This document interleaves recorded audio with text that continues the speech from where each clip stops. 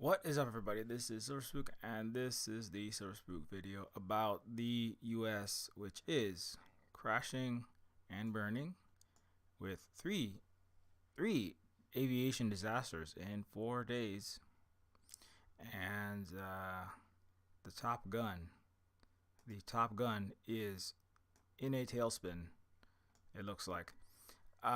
So yes, in case you have not been paying attention to those events or had them cross your feed, um, it's very not good, very not good. There have been three separate crashes in 4 days. One in Washington D.C., where a U.S. military helicopter collided with a passenger jet that resulted in at least 65 deaths. Everyone on board, I think both of the vehicles. Very troubling. There's also the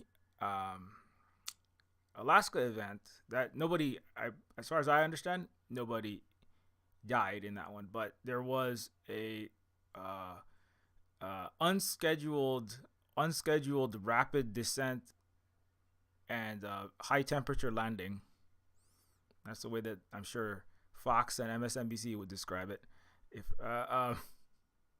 there is a rapid descent, high temperature landing of a F-35, so a U.S. military jet crashed in Alaska. That's actually the image on the left side of the screen is a picture of the exploding F-35, which is a extremely expensive craft. Forget the exact cost. It's in the many millions of dollars going up in fire and smoke there.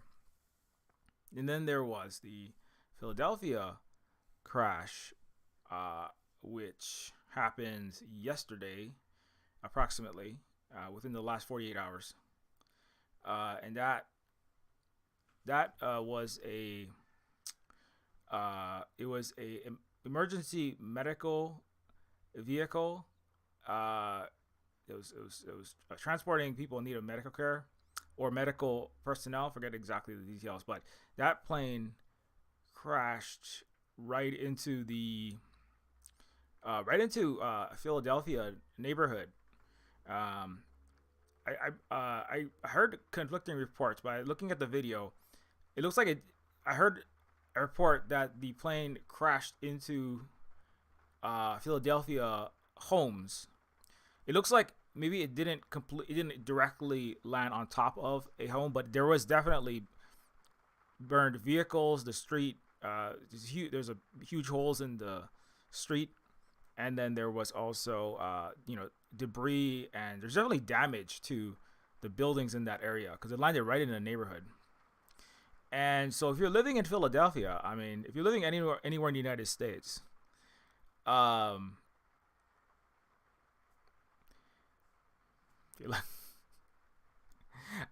you're in the United States aviation is a direct threat to your life, your house, your safety, your children's safety.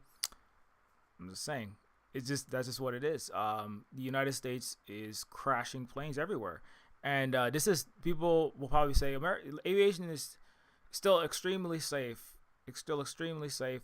There's nothing wrong with the planes. You bring out some graphs, and it's there's 65 deaths, 69 deaths of flights inside the United States. Some people are saying, well, the Philadelphia plane was a Mexican plane.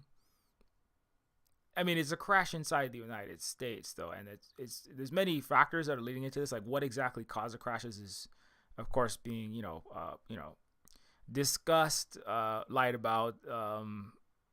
There's a lot of as everything is fraudulently politicized, weaponized by horrible forces that run the United States in various directions. There's a lot of discussion about what it is.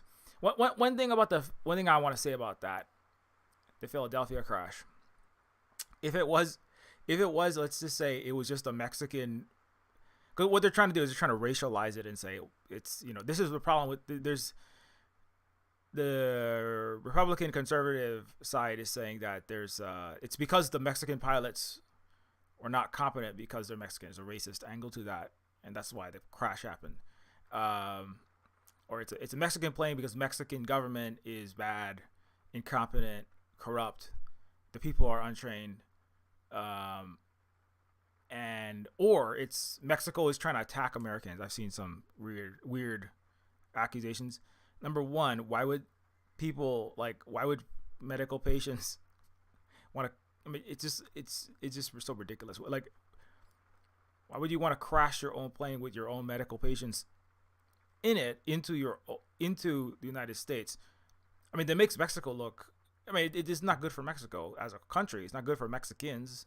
It makes the you know it's you know it gives the United States something to throw at them, and also if it even if the United States is it like I mean it, let's just for speculation let's say the United States intentionally sabotaged the Mexican plane by doing something to the plane. I don't know. This is all speculation, but even if let's just say the United States is intentionally trying to do that. How does that actually help the United States, right? If they intend, if just let's just say they caused that crash. If Mexico caused that crash, how does it help Mexico or the United States? There's not really any. There's only negative outcomes from that, and like a lot of the negative outcomes are in the United States because the United States just looks more and more like a failure, just economically a failure. It's a failure aviation safety wise. It's a failure as a place that's safe for the world, as a place that has proper precautions, that has it's a good place to live. It's a good place to work. It just looks like a hellhole. You got 3 plane crashes in literally 4 days. Before that, there's already been many incidents. Right, Boeing has had so many safety failures, near crashes. There's been the thing is the mid-air collision one also. There have been many mid-air collisions and increasing recently. Like the number of errors in the number of near misses, near crashes, like turnaround planes having to turn around, planes missing parts, right? Doors falling off, doors popping off, planes suddenly dropping several thousand feet. That's caused deaths in the planes and injuries from U.S. and Western planes. Most planes are Boeing planes. Most commercial airlines, most planes that are flying carrying people and goods it's going to change soon. The Chinese are going to be making a lot more planes, and other places are going to be making planes because people are actually some parts of Asia and the rest of the world are like pleading for China to make more planes because they're scared to fly on U.S. and Western planes. It's Boeing and Airbus. Let me just look that up really quick. I'm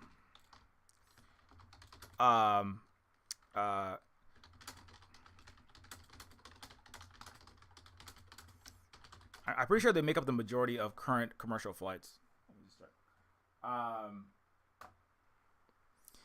60%. It's the majority, right? Boeing maintains 40% of the market share. Airbus dominates the other 60%, 4% of.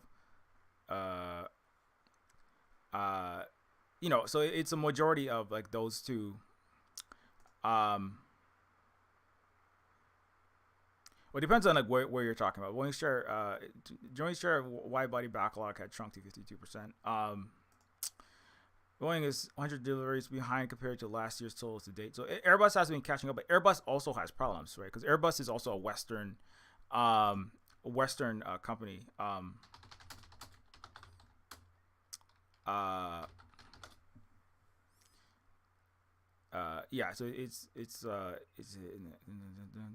it's like a European it's a European based, but if European based, it's still Western. The U.S. controls all of Europe as of now. With some there's some struggle happening there, but either way, right? So the majority of the Boeing planes have had increased incidents, and I've talked about this many times historically for a whole variety of reasons, right? Obviously, the capitalist self-annihilatory, self-cannibalizing phase of neo-feudal capitalism, or sometimes called techno-feudal capitalism, is part of why the planes are being poorly made. Safety precautions are being cut back. I mean, Trump recently fired a whole bunch of the the staff of the staff that are meant to ensure the flight paths of planes don't intersect, that everything is going basically make sure that there's aircraft safety, the traffic controllers, right? So, but even before Trump cut back, it's not really like some people are. One of the ways it's politicized in the United States is that everything that's happening now is Trump did that. Under Biden, right? Remember, there was three. There were several crashes in a matter of weeks in December. If you remember this, right? There's a Jeju air crash. South Korea is a vassal of the United States, and this should all come under the United States and Western aviation, not necessarily in the land territory of the United States, but this is South Korea is an imperial occupation of the United States, and everything they do there is controlled by it. So if there's a crash in South Korea, it should be counted towards the U.S. It's their fault. South Korea, there's a South Korean plane crash. There were like 3 crashes in 1 week there. Or maybe it was 2 weeks in December, so I can get that exact number. There were at least 3 major plane crashes within a 2-week period during in Azerbaijan, Norway, and South Korea. Let me see if I can get that. Yeah, well, in all of December, there were 7 plane crashes. Okay, the biggest one was a South Korean plane crash, which killed hundreds of people, if I'm not right. The South Korean plane crash left more than 170 dead. The most recent and deadliest crash was December 28th. Okay, so the December 28th, Biden was still in charge. Biden was still in charge at that point. So the idea that this is all Trump's fault. This is not a partisan. This is the collapse of the U.S. and Western aircraft competency and airline safety is bipartisan, right? Because this is already happening under Biden, and this is not the crashes. These big crashes, right? The 170 dead. This was itself something that was building over years, right? There are more and more errors over the last several years. Most recent deadly crash. Yeah, so the impact ignited a fierce fire that engulfed the aircraft, killing at least 179 of the 181 aboard. The Azerbaijan aircraft crash in Kazakhstan killed 38 of 67. And then there was there's a crash in Brazil, in Gramado. Now, some of these, Papua New Guinea Islander crash was in December 22nd. All 5 people aboard were killed. North Coast Aviation crash in Papua New Guinea. There's some of these are some of these are smaller planes that it's not necessarily up to. It's not necessarily just the U.S. failure, but there's many factors. Obviously, the COVID is the insurance companies have noted that vehicle accidents and aircraft accidents due to brain damage and brain fog, brain lack of capacity, due to the disease nobody wants to talk about, is one of the factors. That's one of many factors that's increasing, right?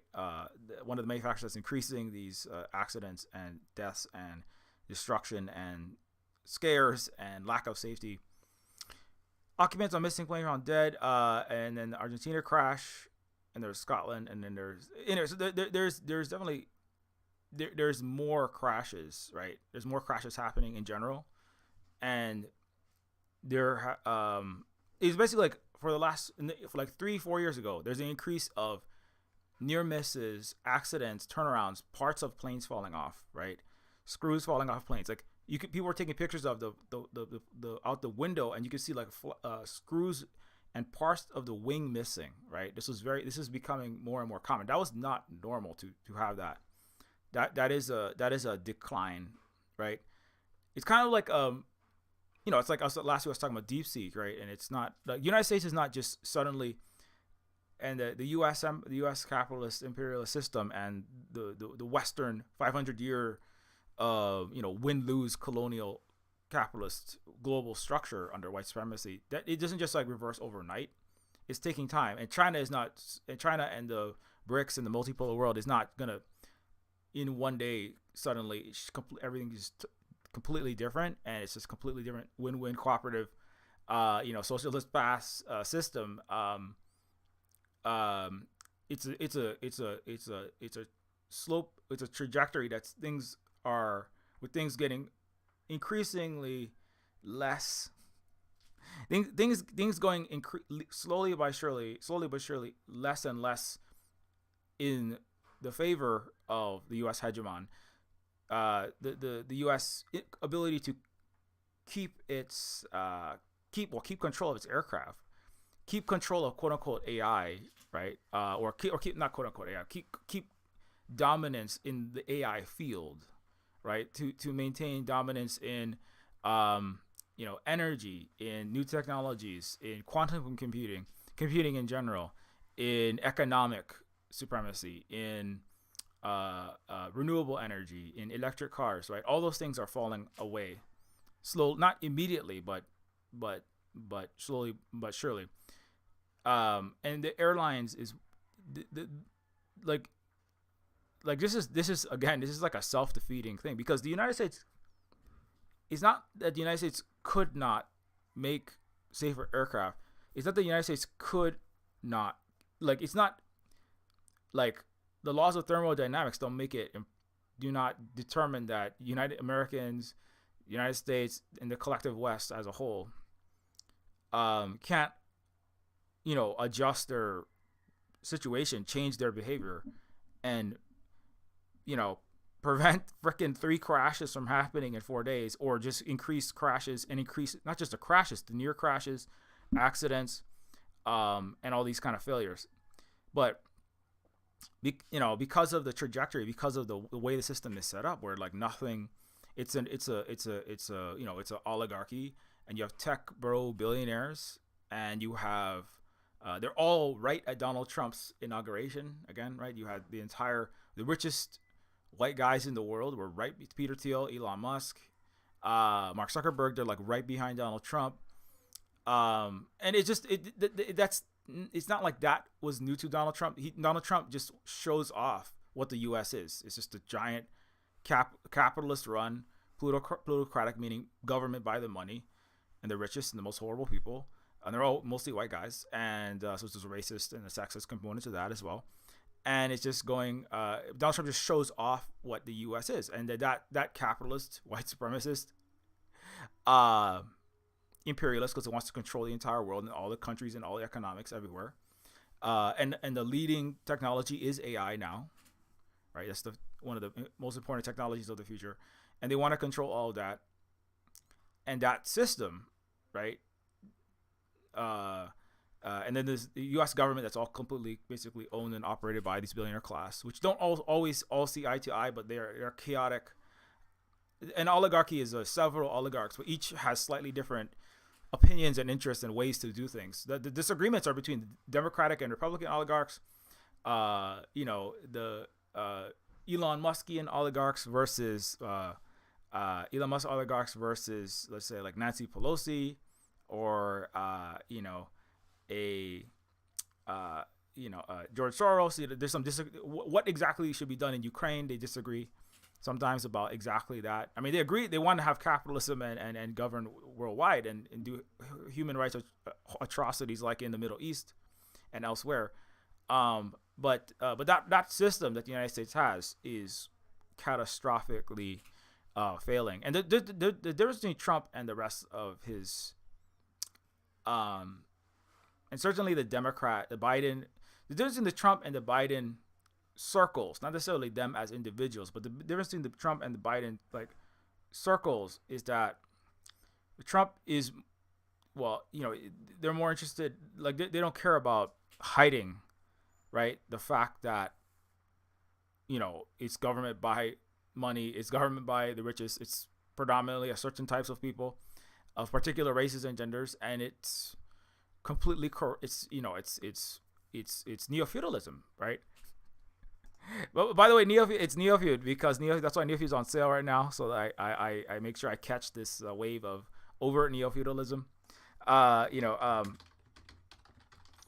and Peter Thiel recently said, let me see. Let's look at, like, you remember Trump's inauguration, right? He's got all of the richest people on the earth right behind him, basically, right, like owning the United States. I just want a picture of that. Yeah. Uh, and then they come on and they sig heil because obviously that's all part of it. Um, you got is Thiel in there? Oh, there's Bezos over there. There's Thiel, or the Bezos and the Musk and there's Vance over there. But it's all the same. But they're happy to, like, those kind. There are other billionaires and millionaires, but these ones, the Musk and the Bezos, they're happy to be in the limelight. Elon really wants, because there's some that are like Warren Buffett. There's some of the Rothschilds. There's there's like a Bernard Arnault. There's some extremely rich people who they're not as, they don't like jump to this limelight, right? They want to stay in the background. They want to stay in the shadows, right? And so they're not as neo-feudal, right? Elon has self-declared himself the techno king. That makes him more, when I made the game Neofeud, what I meant by, part of what I was thinking was, one of them was neo-monarchism and this idea of return of kings, which is Mencius Moldbug, Tescriel, transhumanist, accelerationist, Nicolandian, techno, Silicon Valley, Western capitalist oligarch thought that all kind of comes together in this gross way. But they really were talking a lot about democracy was a failure. We need to go back to we have to go back to dictatorships. We have to go back to kings. We have to go back to the elite rule without the consent of the masses, of the majority, because the masses are too stupid. Their masses are too incompetent. Their breeding is too poor, right? They're not smart enough to. There's a quote in Neofeud, right? That's like King Warren says. Let me get that one. Since I'm already talking about it, because this does actually pertain to why the planes are crashing. I could probably find it. All right, wait. I know where I have it. Let me just grab it over here. Look at these techno kings while I look for my picture. But it's basically, it says that the people are not fit to govern themselves, right? The American people, the British people in that time, the world's people, Africans are not fit to govern themselves. Canadians are not fit to. Nobody, common people, butchers, bakers, candlestick makers, construction workers, programmers, STEM engineers, aircraft engineers. You're not fit to govern. You must be controlled. You must be told what to do by people that are smarter than you, right? Like King Warren Clinton Bush. You must be told by, this is the king / CEO is, by the way, my character in Neofeud, king / CEO Warren Clinton Bush, I gave him that title before Elon Musk gave himself the Techno King title. I just want to say that Elon stole my ideas, because Elon is a weird Deus Ex fan like me, but he's much more incompetent and much more malicious because of his familial wealth and his apartheid colonial daddy and mommy, and that makes him really not very competent at anything. So, but King CEO, but like in Neofeud, this character, right? He says like, we have built this great world, right? We, the captains of industry, we, as Ayn Rand once said, right? Wealth is the product of man's capacity to think, right? Ayn Rand wrote the rule book, the guidebook for the United States, a lot of it. It's the motion picture screen guide for the preservation of American values, about how the United States would maintain its superpowerdom, how capitalism and the prioritization of individual profit, individual industry and individual profit seeking, right? That was the most important thing. That's what made America unique, and America needed to stand by that, promote that in its Hollywood pictures, in its information, that it shared with the world in its movies that it was beginning to dominate, and right, and so wealth is a product of man's capacity to think. Therefore, if I have more wealth than you, if I have more power than you, I am smarter than you, de facto, right? It's a tautology, right? It's like obviously it's obvious, unbreakable, uh, just simple as gravity. It's simple as laws of thermodynamics, right? It's as essential to the universe, right, as negative and positive, right? Electrons, electrons, and their opposites, right, attract, right? It's baked into the universe, the fabric of reality. If you are wealthy, you are smart. If you are poor, it's because you are not smart. You're stupid, and also probably it's because of your genetics, right? Eugenicism is also part of this, right? That's why these are the same kind of people that pioneered the punch card and the first difference engines, which were used to catalog the percentage of Chinese, Africans, Irish, lower, quote unquote, lower European races and the higher European races of the Anglo-Teutonic, mostly the Anglo in this case. But that was where computer science actually began. It was to do eugenics in the 1800s of the United States to maintain the quote unquote stock. And so your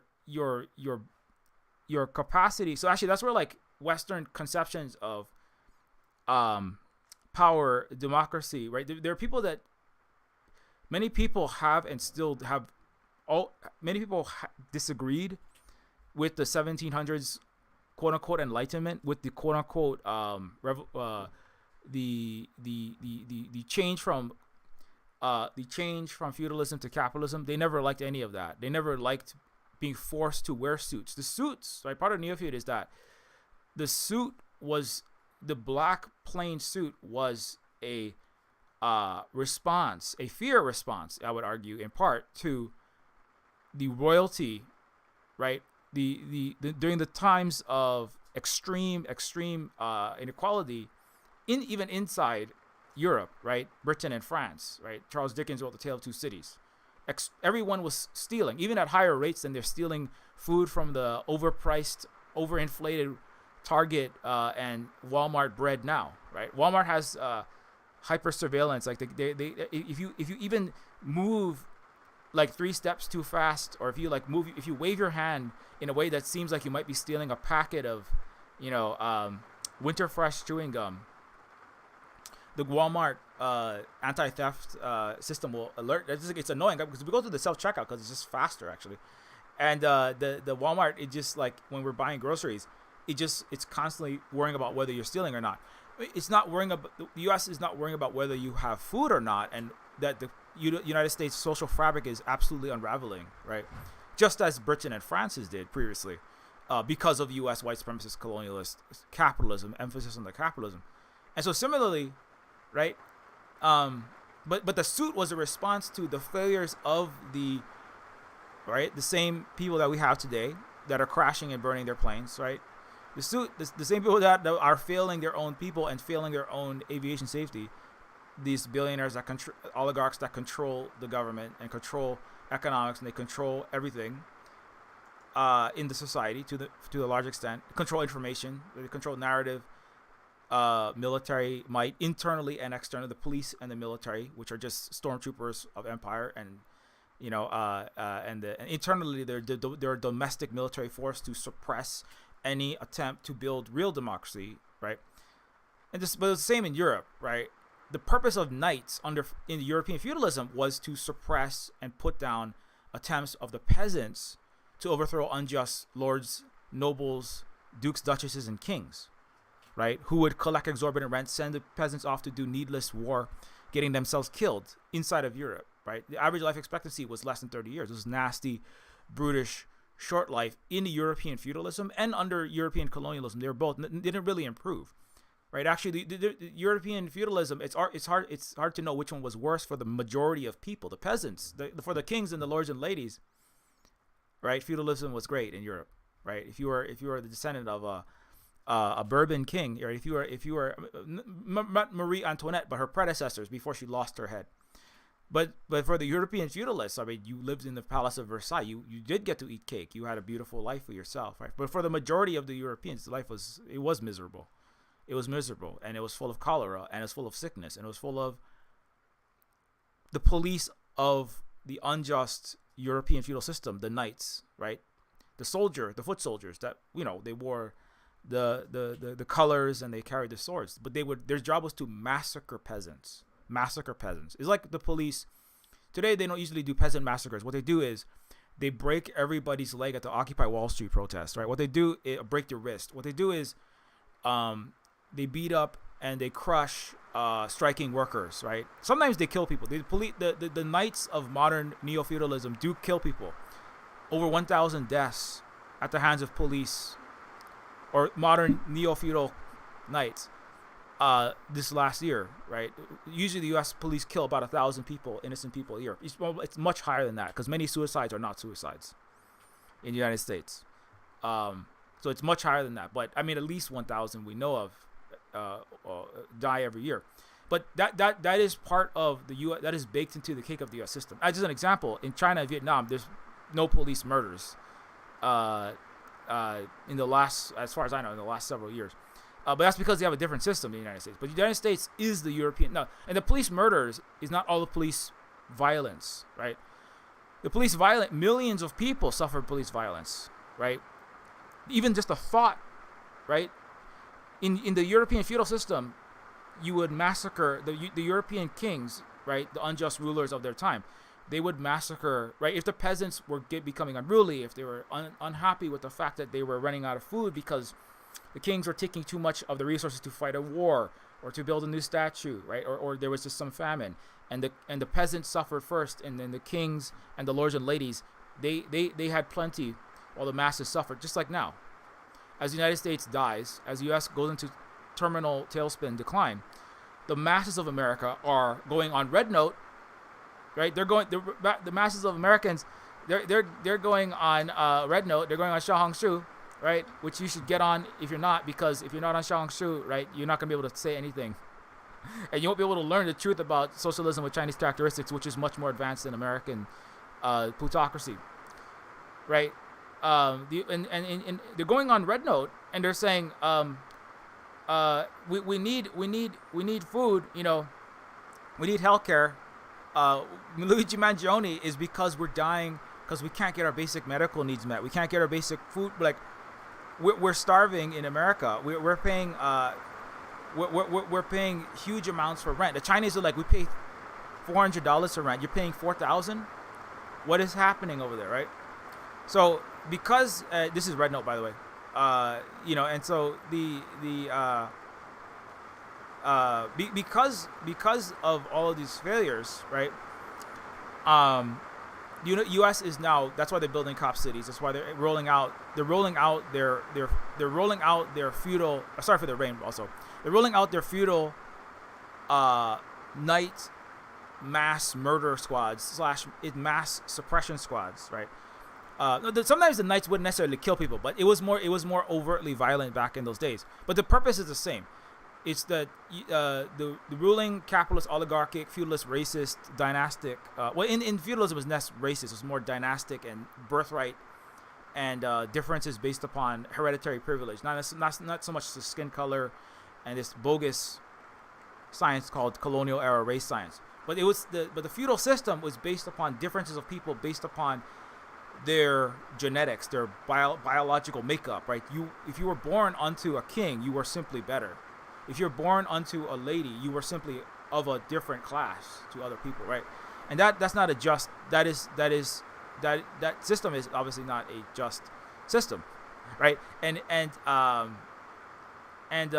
the purpose of the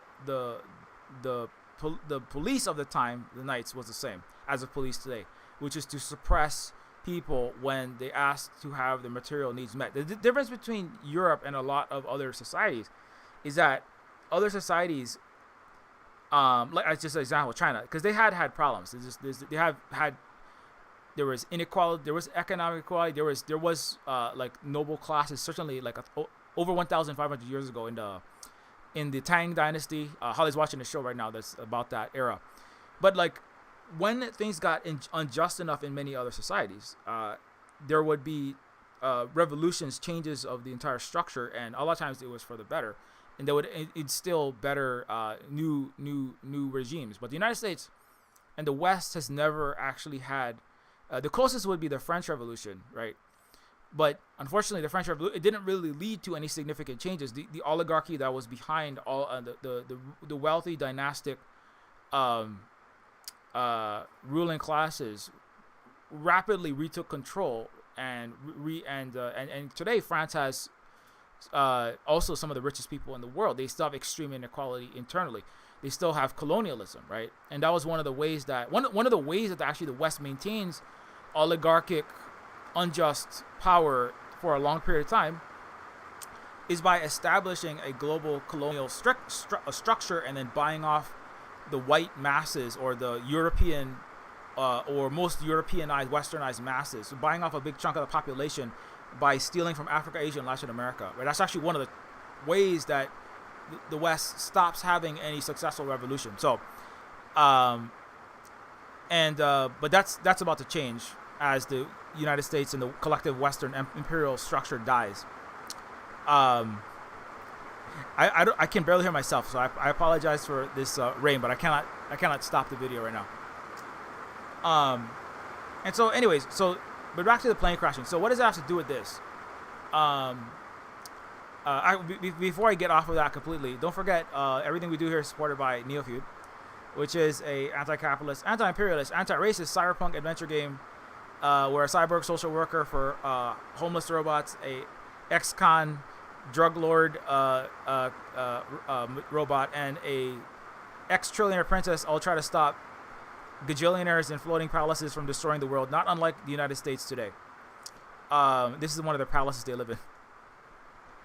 And the Neofeud is about that, visualizing what the actual situation of the United States is like, and this cognitive dissonant game that the West plays with itself, right? In its wealthy classes and definitely amongst its lower classes, right? In which the West, it never, right? It calls itself a democracy, right? But any sufficiently advanced, accumulation of wealth, any sufficiently advanced class of corporations and billionaires and ultra rich that control your government, right? That's no longer a democracy, right? And you can call it democracy all day, which the West does. You can talk about free speech all day, which the West does, right? But when you can't say, I can't even say free, Palestine, right? You don't have freedom of speech, right? You don't, and I talked about last week how there's no such thing as any. Oh, sorry. Oh, yeah. I think I just turned it off. There's no possible way to have full freedom of speech anywhere. And there's no possible way to have and there's definitely no democracy in the West, in the United States, right? Because you have total control, and I cite this all the time, but there's a Princeton study that shows 99% of all policy is dictated by money, not by the will of the population, right? So the system in which people are being governed is always like at odds with what they're told is the system that is governing them. They're told it's democracy, but it's neo-feudalism, right? Or so, Yanis Varoufakis of DiEM25, European, trying to establish, right? It's actually, Yanis Varoufakis says the quiet part out loud in that statement in his organization, Democracy in Europe, right? DiEM25. It's already 2025, and Yanis is like, it's failed, right?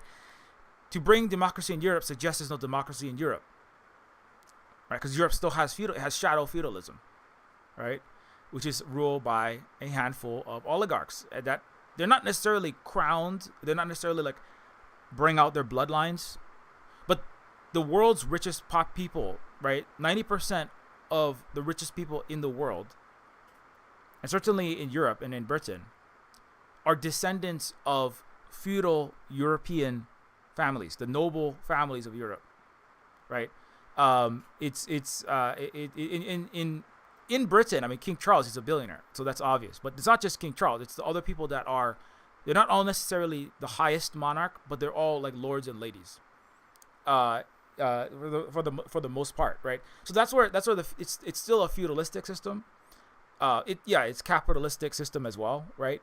Because the money does govern. But in a sense, it's also feudalistic in the sense that the ability for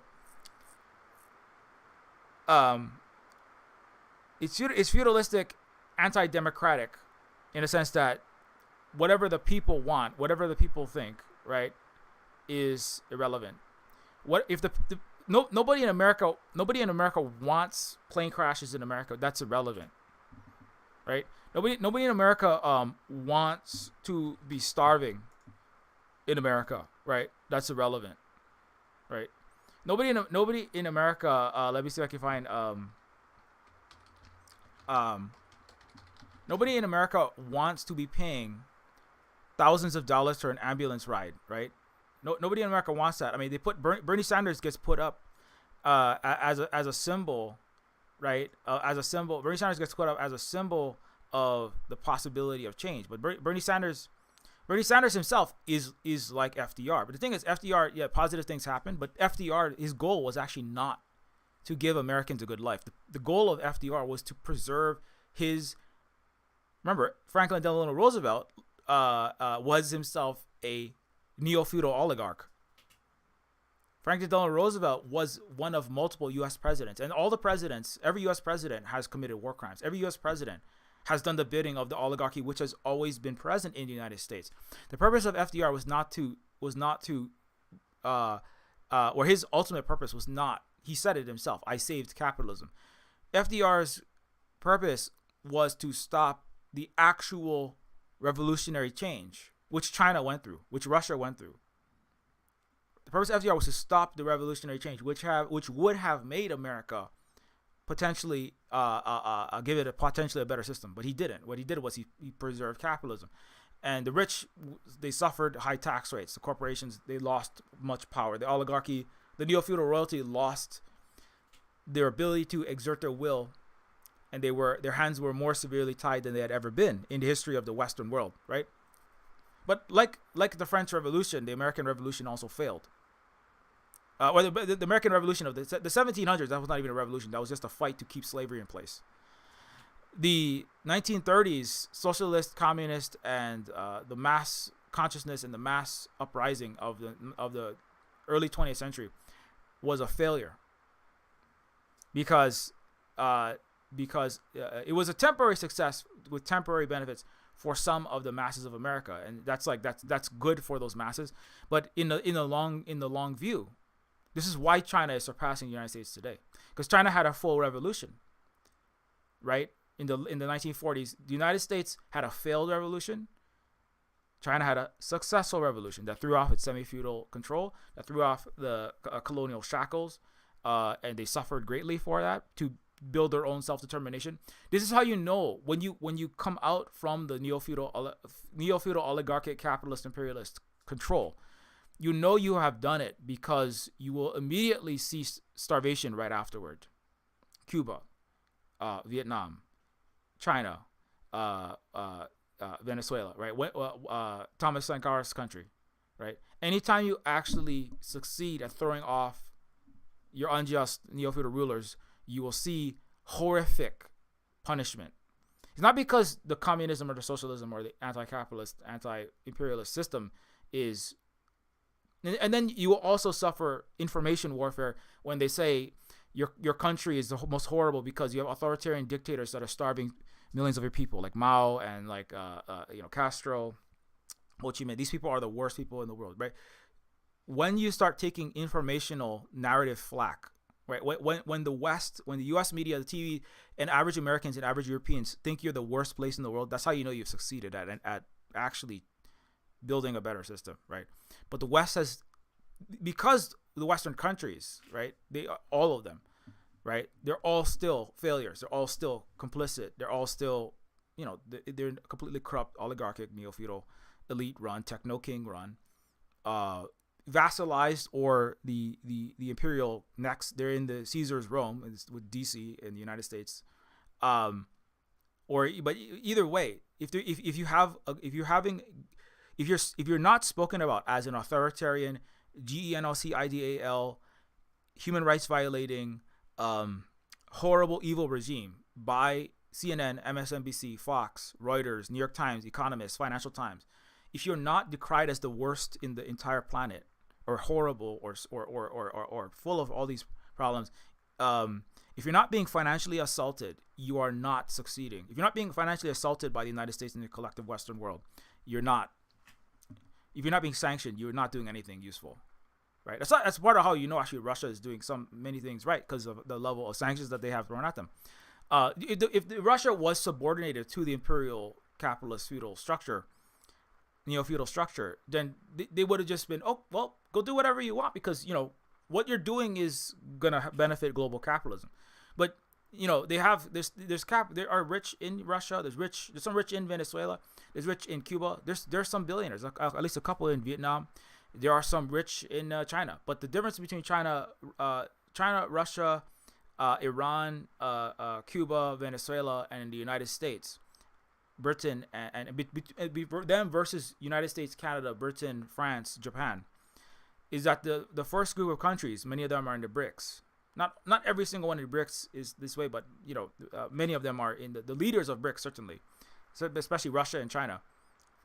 They don't the dictates of global capital, right, do not have control over their entire country, their government, their structure, their society, right? If they did, right, there was a period where Russia became the good guy. The period when Russia became the good, or Russia became, oh, they're not authoritarian anymore, right? They're not constantly decried, right? Even China, there's some periods where, oh, maybe China's not the bad guy anymore. This is because global capitalist, imperialist oligarchy feels that they have control over them now. Right? There was a period where China was the worst in the world. There's always a period where these countries, right? But the thing is, this is part of China's trick. That's why China has destroyed and defeated the United States. Well, China has built itself, which the United States, U.S. attacks the Great Wall, the Great Digital, DeepSeek, the Great Artificial Sun, the Great Renewable Superpower, the Great Self development of China, and then destroys itself. China is not shooting missiles at America. America is blowing itself, crashing into China. Just as Xi Jinping said, the U.S. is crashing into a Great Wall of Steel of 1.4 billion people, and bashing its star-spangled head all over and blooding itself. It's literally doing that. That's what DeepSeek, that's what the AI, the chip bans, the sanctions, this attempt to subjugate China, the xenophobia, making all the Chinese scientists leave America, all the greatest science, tech, engineering, mathematicians, scientists, biotech, AI specialists, all leaving America, right? And now America's like, we will beat China by being nice to the Chinese, making America safer for Chinese people than Beijing. It's so ridiculous. Anyways, so nonsensical. But the Western oligarchs are not as sophisticated as the Chinese Communist Party and the socialism with Chinese. It's not. They're not that bright. The neo-feudal planetary imperialist rulers are not that bright. In fact, I actually love it that Elon running America. If Elon ran America in the United States empire, the way that Elon runs Twitter, which is to say to lose $44 billion worth of value, break it. If Elon runs America the way that he runs Tesla, which is to say making the vehicles worse, actually causing the cars to malfunction, choosing to have Cybertrucks that have untreated steel, insisting on that against competent engineers and scientists that said that's a stupid idea, and then this car's rusting out early. So if Elon runs, the best thing for America is for Elon and Trump to run America, because they will absolutely destroy the planetary imperialist, capitalist, racist oligarchy. I mean, paradoxically, by being the most racist, like Elon is like literally like Sig Heiling, he's doing a Nazi salute. By being the most racist, selfish, overtly capitalist, neo-feudal ruler, just I want Elon, if Elon just put on a cloak and crowned himself king of America, and then Trump said, no, I'm king. If Elon and Trump could slap each other and just like fight on camera over who is the king of the world and of America, That'll be the best thing ever because this will destroy the capacity. I mean, it's making it so easy for China, which is alleviating poverty of the entire planet with Belt and Road Initiative, with Silk Road, win-win cooperation, no non-debt trap, path to development. It's gonna make it easy for Africa because America is just gonna blow itself up. If U.S. keeps assaulting Europeans and Canadians and then dividing their hegemony, because the hegemony, to have hegemony, you need to have the vassals. You want to subjugate and you want to keep in line all of these countries. You want the people there to believe America is a nice friend, but America is never your friend, right? But now Donald Trump is saying, we're going to steal Greenland, and if you don't give us Greenland, we're going to tariff you out of to a non-existence. Denmark is now responding, but that's great. Now the U.S. and Denmark, the empire is blowing its own. This is like if the Emperor Palpatine ordered his Star Destroyers to crash into each other, and ordered it's like Emperor Palpatine blowing up the transit gates between all the planets in the Empire's control, right? Because now you have, it's like if the Imperial managers on Tatooine, and like the Captain Phasmas that are located near Alderaan are all fighting each other and they're shooting back at the Death Star, right? This is brilliant because, right, the U.S. is like dividing and conquering itself. The competent imperialists like Lord Elgin, the Kissingers, the Roman emperors. I mean, to an extent, nobody is really that competent. They're just lie, cheat, stealing, and killers, but they're not really competent. They're just like the most brutal, barbaric people ever, the West. But they were slightly more competent because they tended to divide and conquer others. Like they would divide peoples in the West. They would turn Vietnamese against their own, like in the North versus South, the Vietnamese War. They would divide the Arab world, right? So they have Sunni versus Shia, right? What the things that are going on now. But the West is now dividing and conquering itself, which is people are there's many Westerners and Americans that are saying, how can you not be a doomer right now? This is actually the best time. This is the best time in history. I mean, it's not great to be an American as an individual having to pay a lot for grocery bills and the planes crashing, but it's the best time. Like if you have a real serious grasp of the arc of human history, and if you have a real serious grasp of what it's like, or you care about people other than just yourself, right? Which is that the selfish individualism is inherent to all these capitalist, racist, sexist, historically feudal, and neo-feudal system, right? And so if you let go of that selfish individualism, I just watched my country, which is you can watch it on Viki Rakuten, by the way. If you want to learn about China, one way to do that is watching Chinese movies and TV shows. Go get the Viki Rakuten and watch some of these shows. I don't have time to watch all the TV series because it's so long and I gotta do other work, and I feel like I don't have the ability to focus and on that much stuff. Also, I like sci-fi stuff and that kind of stuff a bit better. But My People, My Country is a movie it's an anti-selfishness movie. It's a movie about people choosing to give their life, right? People choosing to give their life. Many of them actually die for their people, not just for their government, not just for billionaires, right? Not just they don't give their life in China. And this is all. It goes from the establishment of the Communist Party and the People's Republic of China in 1940s. It has the Chinese nuclear scientists that helped to develop the atomic bomb for China to have deterrence against Western imperialist powers. The 1980s, China going from still 200 people watching one TV in a poor village, in a poor town, with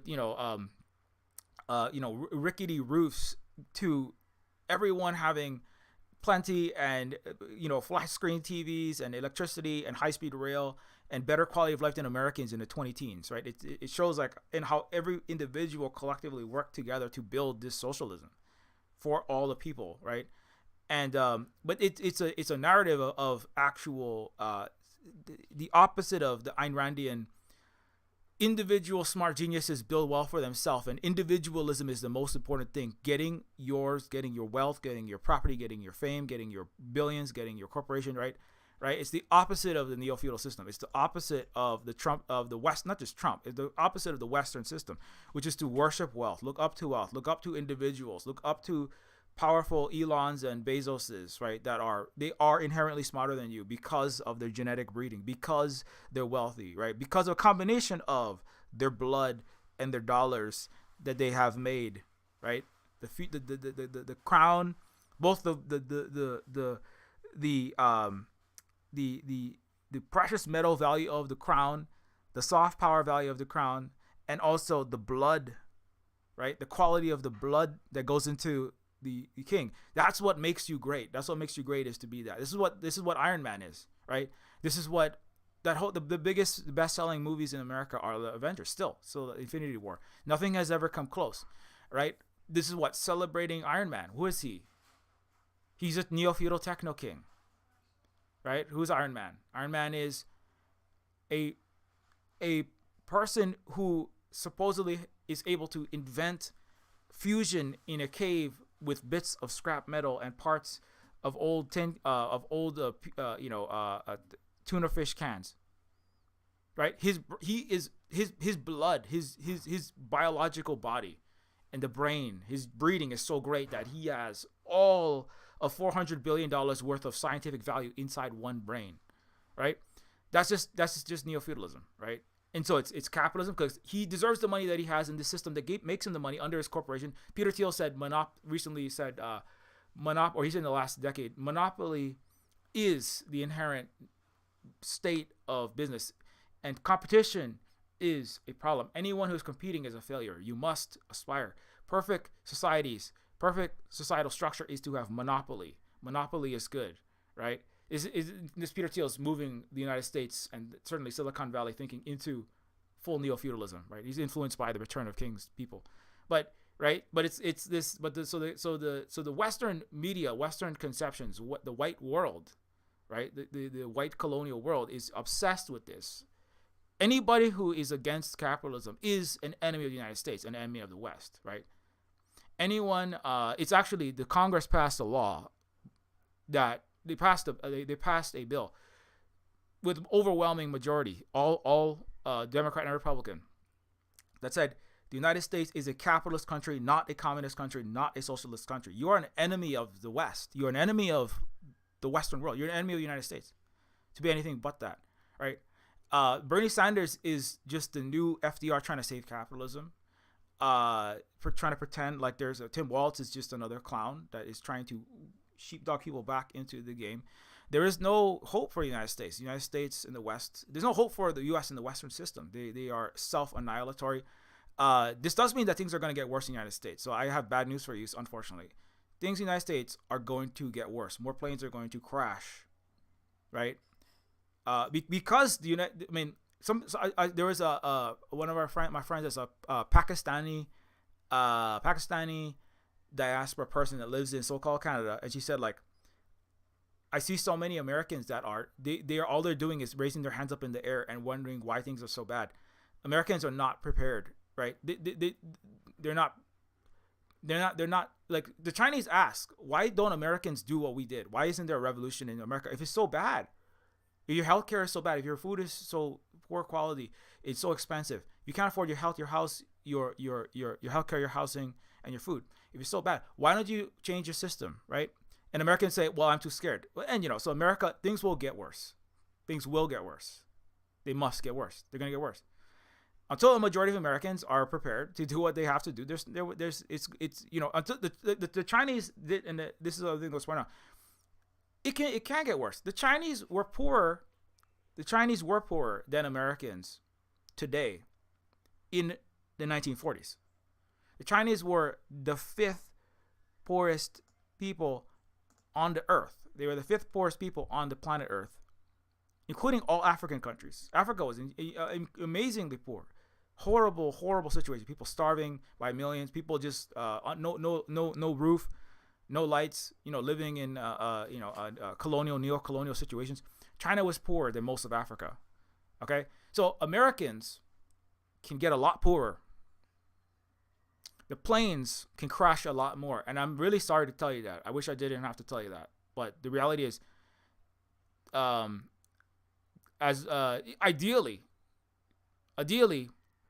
every plane in America wouldn't crash. Ideally, millions of Americans wouldn't starve to death, right? But that's ideally, right? I mean, I still believe I believe that there's a difference because the most of China was illiterate. Now, much of America is not illiterate, so that helps. Americans can read a bit faster, right? But the level of desperation it took to bring China out from the center of humiliation was to become. So when America when we think about this, when America becomes poorer than almost every African country. Now, if America is already poorer than China per capita, Chinese have a much better life. That's why you got to go on Xiangshu and find out what the future is like. Okay, if you cannot handle, some people are trying to move to China right now. There is actually, you can move to China. That is a thing that you can do. People leaving America in general. That's not necessarily the best thing though. Because there's many reasons for that. Because what would be the best for the world is actually for Americans to actually change their own country, right, and stop being cowards. Because this is the problem. This is as many people, Chinese people around the world. They go, if Europeans had changed their own country internally in the feudal era, in the 1600s, right, in the period in which mass migration from Europe to the United States was happening, right, during that feudal, first not the neo-feudal, the feudal era, in the time in which there was extreme poverty and extreme famine, right. This is the reason why Europeans are fleeing. Now, what they did was they came to America. They did GANOCIDE. They killed Native Americans and they put black slaves on the United States, right? But if the Europeans had changed Europe instead of fled Europe, right, in that time, in the time of Charles Dickens, if Charles Dickens and his friends had changed Britain, I mean, the French, at least the French did try. They did not really succeed, but they did make some headway.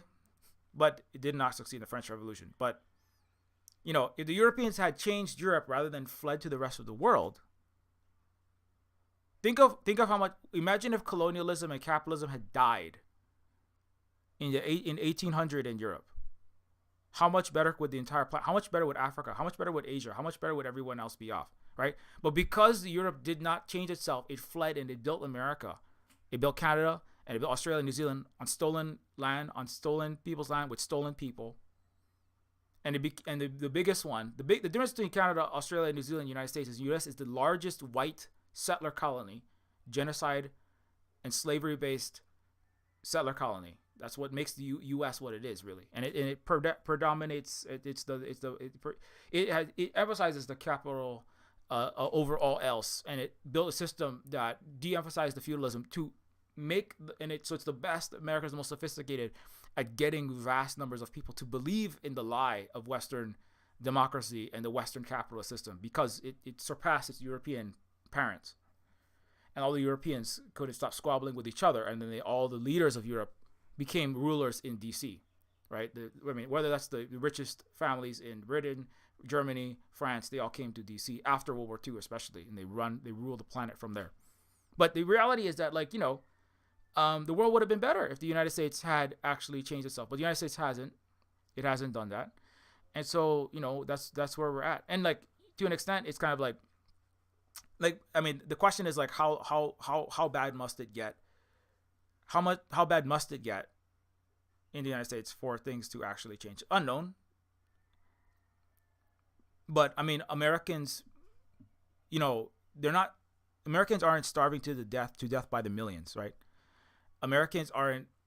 Most Americans, they have their house is not very, very poor amount of space. Americans have not new toilets. Most Americans have some place to poop in though, right? A lot of America's water is actually very low quality, but water still comes out of pipes. In China, many people didn't have running water. Okay.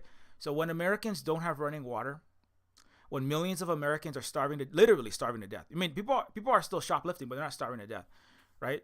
Now this is one part where it gets questionable, which is that another aspect in China was that it was an external force that was oppressing China, and that makes it's also China has its own separate culture that's different from Western culture. During the Tale of Two Cities, the quality of life for the average Briton, right? During the 1800s, the quality of life for the average Briton was arguably lesser than the United States. I mean, in France too, right? That's what Les Miserables was about. So, and you can kind of see a foreshadowing, right? When Britain and France, when the quality of life, also during the run up to the Great Depression, and during the Great Depression, quality of life of the United States was also very, very low. There was actual starvation. Part of what kickstarted the socialist, communist, and the near revolution in the United States was sudden crop failure, right?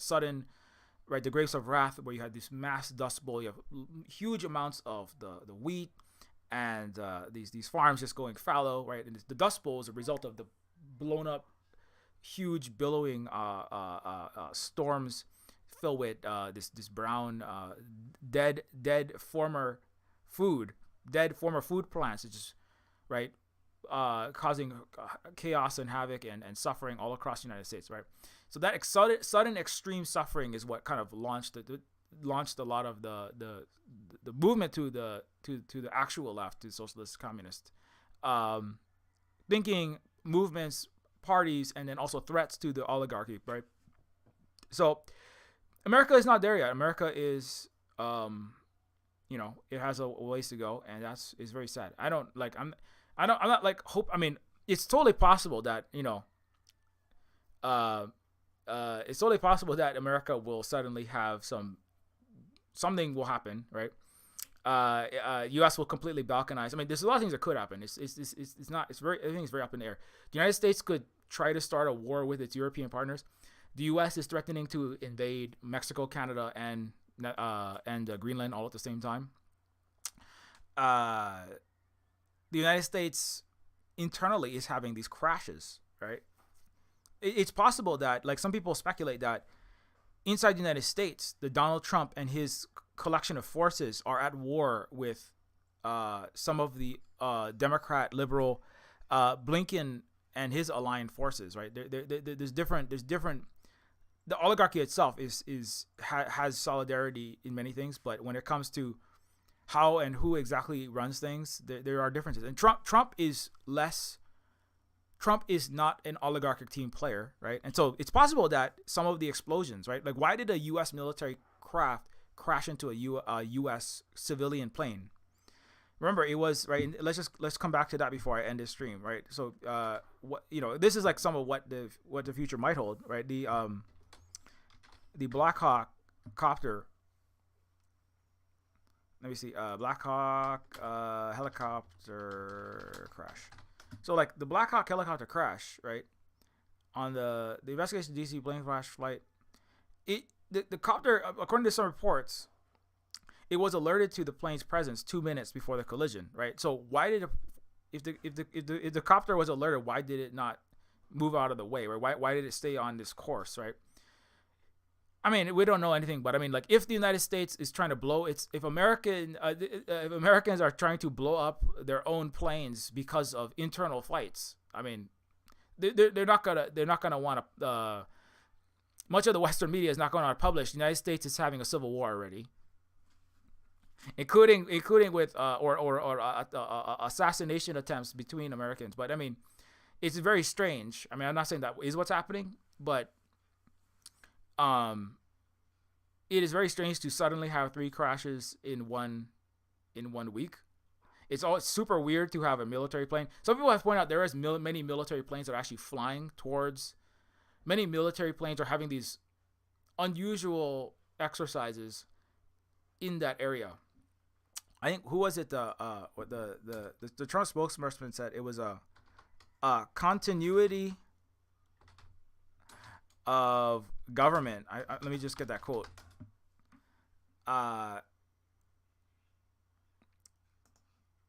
The Black Hawk DC crash was practicing top secret continuity of government mission in case of attack on U.S. So apparently, I mean, this is one. I mean, anything that comes out of Western media obviously cannot be trusted as capitalist corporate media, which is mostly half truths and lies. But the doomed military helicopter that collided with American Airlines over DC was conducting training to prepare for a catastrophic event or attack on U.S.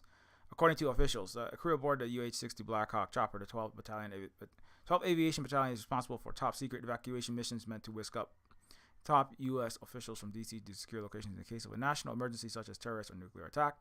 In a press conference on Thursday night, U.S. Defense Secretary Pete Hegseth said that the soldiers were on a routine annual retraining of night flights on a standard corridor for a continuity of government mission. So, I mean, like, what? Well, obviously, the government didn't continue. Obviously, if the United States needs, if the U.S. is attacked and if America's leaders need to be rescued, it looks like they will most likely die and fall into a river, because I mean that was an absolute failure.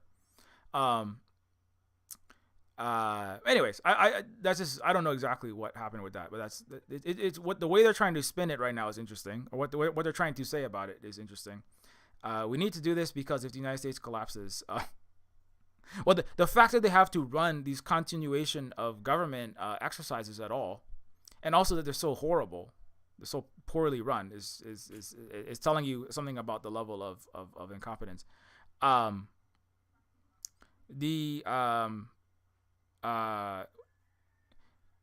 there's something else I was gonna say. But yeah, anyway, so I think that, like, obviously, if you're gonna fly on a plane, now is not a good time to fly. Now is not a good time to fly. The United States is crashing its planes. It's never really been a good time. It's very dangerous, actually. If you get on a Boeing plane, there's a lot of, even if the plane doesn't explode, even if the plane doesn't crash, even if the U.S. military doesn't fly a Black Hawk copter into your civilian aircraft, killing everyone on board, right? Some people said that the U.S. military blowing up and killing American civilians is a dark omen for the actual future of America. It's true. I mean, the U.S. military does kill American civilians, right? It kills them in ISRAEL. It kills them in the wars abroad. It kills innocent civilians. I mean, they have actually killed Americans with the U.S. funded forces. There's Al-Awlaki, U.S. journalists get killed. Boeing is a U.S. military contractor. They killed 2 whistleblowers. So that's U.S. military contractor killing Americans. The U.S. military has, during Trump's first administration, the United States military was ordered to bring hundreds of thousands of rounds of ammunition. During the Black Lives Matter uprising, the U.S. military was ordered to move hundreds of thousands of rounds of ammunition from Florida, Texas, and other military bases into D.C. Because Donald Trump was preparing for a military operation against American citizens. And as I brought it up previously on this stream, on this channel, the U.S. military, the United States empire had to coup itself. They had to actually overthrow Donald Trump, or they had to countermand him. It was actually a small crack, right? General Petraeus authored of one of many generals, U.S. generals, and with the neoliberal, like non-Trump aligned portions of the neo-feudal oligarchy, they wrote and they pushed these their own military forces and the generals, right, not siding with Donald Trump. They said Donald Trump is I think Petraeus called Donald Trump the return of Hitler. He's a Third Reich of America, and said that you must stand down. You cannot follow Trump's orders. Do not carry out his orders to attack Americans. Now, why would American generals, why would the United States military highest level officers need to even do that? These are like internal to the military, right? Some of these got published more broadly, but this was the U.S. military telling itself, you must not follow the orders of the commander in chief, right? Which that is actually treason, right? And that actually could carry the death penalty. I think this is part of what's happening in the United States. Is Donald Trump he's signing all kinds of orders, right? And he is the commander in chief. He is ordering. He is cutting back on the flight safety, right? Let's see. It was the flight. Let me just get that correct. No evidence on Trump. The Trump's firing of aviation. So now the U.S. can't even tell which did Trump fire the aviation officials or not, right? What we know is that Elon Musk is reportedly going into American computers. He's trying to download data and alter things in the Social Security. Donald Trump just ordered like food stamps, Medicare, Medicaid, all these college aid and college students enter college and other people associated with the university system suddenly cut all their funding off, right? These huge sweeping moves. He's just signing orders left and right. The United States government as a whole, right, is being massively rocked by this. Americans are going, what, you're going to cut off my food stamps? Millions of Americans rely on that SNAP, supplemental nutrition, just to eat. I mean, most Americans can't afford food. That's why they're all leaving America and they're going to China. They're like, we're learning Mandarin every freaking day. Or they're going to China, they're going to Russia, they're going to Mexico, they're going anywhere, right? And if you cut the food stamps, I mean, this is the thing. If Donald Trump actually cut food stamps, that could cause a revolution. Like, you know, that might actually cause the complete collapse of the United States. You know, it might take a little bit more than that, but I mean, that could cause conditions that start to move towards the 1930s, right? It's not a dust bowl. It's not a sudden collapse, massive crop failure causing millions of Americans to starve. But if you cut the lifeline of millions and millions of Americans food at a time when they're already struggling to get food, right? That could kick things up to another level, right? And so that's actually, I'm not saying that I want Americans to lose their food stamps, but I mean, that's why it's kind of incompetent and stupid. Like, why would you, well, I mean, from Trump's perspective, right? This is the total high-speed self-cannibalization, just grabbing the chandeliers as the Western empire, Western system, completely Western colonial capitalist racist system just implodes. They're just trying to steal as much wealth as they can as America dies. Just cut everyone's programs, just get the money, get the hell out. I don't know. They don't know where they're gonna go. Trump and his friends, they're not long-term thinkers. They're not smart people. They're idiots. Not because there's something wrong with their genes. It's just like they've been raised in. They're the DEI hires of the world. They're cis white straight rich guys. I mean, they're clowns because they have never had to get skilled and talented and put in hard work, right? So they're a bunch of fucking idiots. And that's why it's actually really great that Trump is running. It's because it's everyone else's problems. In America, remember, America is bad, and it's not good for anyone in America to hurt. It's not fair for 8 billion people to suffer. Every peg that America falls, every bit that America falls, is billions of people in Africa and Asia are liberated. A little bit there, it makes their lives a bit easier. This is why actually the axis of resistance, Africans themselves, a billion people in Africa, South America, Central America, they were cheering Trump on. I mean, some of them they don't like Trump, obviously, but they're like, this is going to be so easy because Trump is a loser. Trump is an idiot. Trump's team, he's not very competent compared to the Democrats.